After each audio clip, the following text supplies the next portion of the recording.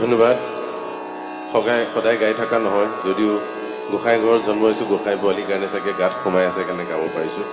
কিন্তু বহুত অধ্যয়ন লাগে, বহুত এই ধৰণৰ পৰিৱেশ লাগে। সময় এতিয়া লাহে লাহে সেইফালে দিম বুলি ভাবিছোঁ। বাটটো হেৰুৱাই যায়, কৰি থাকোঁ কাম, যিহেতু দেশত বিদেশত নিজৰ নাম কৰিবলৈ চেষ্টা কৰি আছিলোঁ। কিন্তু এতিয়া বস্তুটো এইফালে টানি আহিছে। আপোনালোকৰ আমাৰ সত্ৰাধিকাৰ আপোনালোকৰ আগত বহি আছে, এয়া গোসাঁই আমাৰ কুশদা, এওঁলোকৰ গাইডেঞ্চত মই আৰু অধ্যয়ন কৰিম আৰু সময় দিম বুলি ভাবিছোঁ।